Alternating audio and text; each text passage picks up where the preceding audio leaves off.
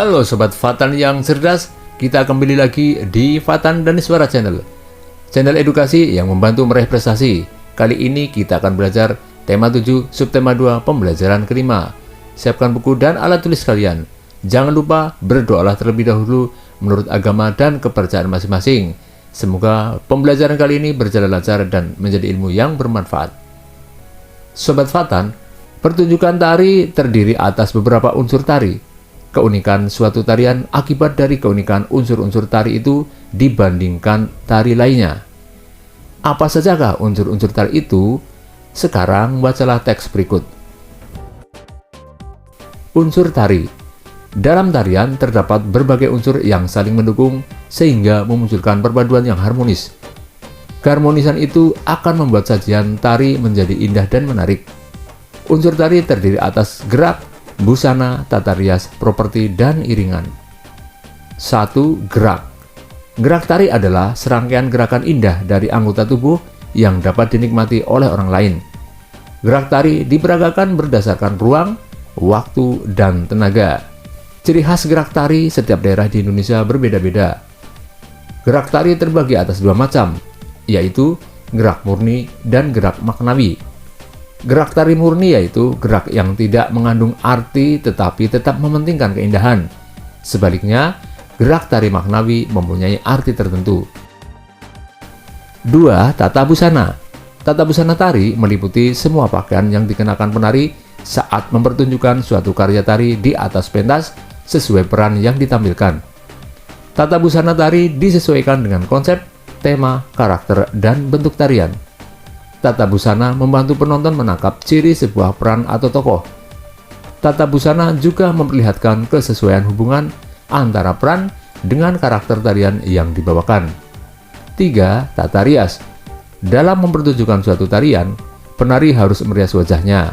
Alat-alat rias yang digunakan meliputi bedak, lipstik, pensil alis, dan perona mata serta perona pipi. Tujuan rias wajah untuk mengubah tampilan wajah penari sesuai dengan jenis karakter tarian yang dibawakan. 4. Iringan tari. Iringan tari merupakan bunyi-bunyian untuk mendukung suasana penampilan tari. Iringan tari dapat berupa permainan alat-alat musik modern atau tradisional. Iringan tari juga dapat berupa bunyi yang berasal dari gerak tubuh, misalnya tepuk tangan, hentakan kaki, siulan, atau nyanyian. 5. Properti tari. Properti tari meliputi semua alat yang digunakan oleh penari dalam melakukan gerakan tari. Properti tari dapat berupa selendang, kipas, topeng, piring, kuda kepang, keris, tombak, tameng, atau benda-benda lain. Pemilihan properti tari disesuaikan dengan jenis tari yang akan ditampilkan. 6. Tempat pertunjukan. Seni tari memerlukan tempat untuk mempertunjukkannya. Tempat pertunjukan tari biasanya disebut panggung. Secara umum, jenis pentas tari ada dua, pentas tertutup dan pentas terbuka. Pentas tertutup diadakan di dalam ruang kelas, gedung, atau aula. Sedangkan pentas terbuka dapat diadakan di lapangan, halaman rumah, atau bahkan di jalan. Lihatlah sebuah video tari daerah yang dilakukan secara berpasangan. Perhatikan keunikan unsur-unsur tari tersebut.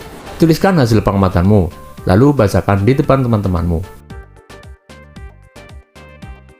Indonesia merupakan negara yang kaya budaya. Sebagai pelajar, kamu dapat menjaga persatuan dan kesatuan melalui penghargaan terhadap budaya tersebut. Mengapresiasi salah satu lagu daerah, seperti yang dilakukan Sudin, merupakan salah satu bentuk menjaga persatuan dan kesatuan.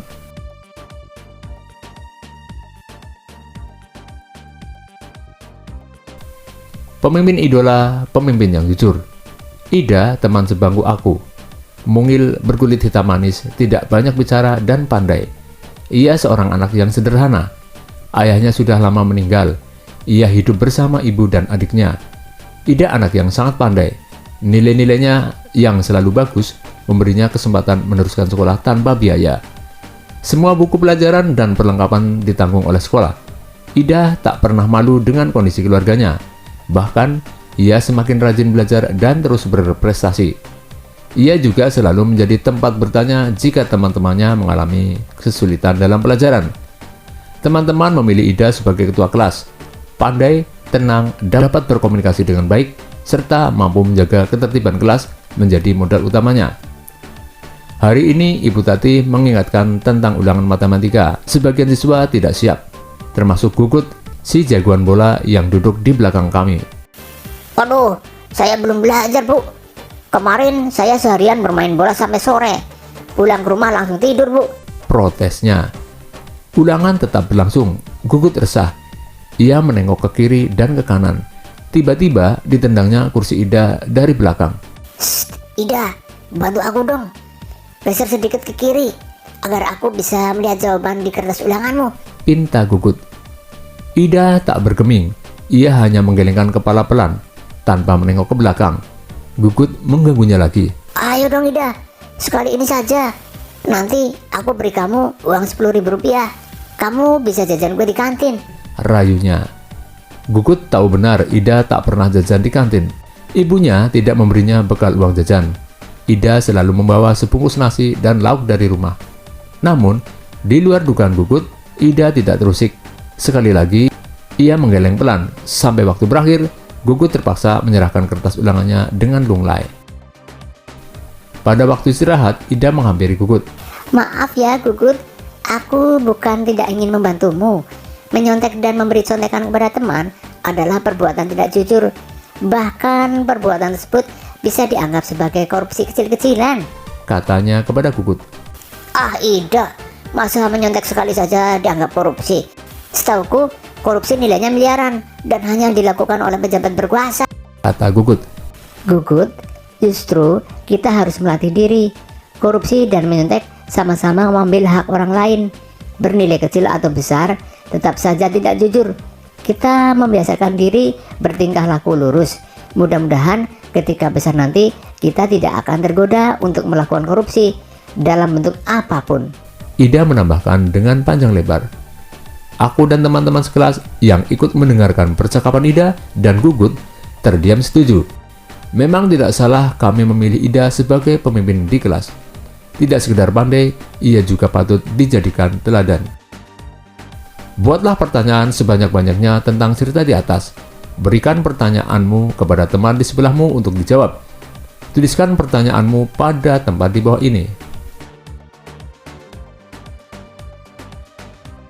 Demikianlah pembelajaran kali ini Sobat Fatan. Marilah kita tutup dengan doa. Semoga apa yang telah kita pelajari bisa bermanfaat bagi kita semua.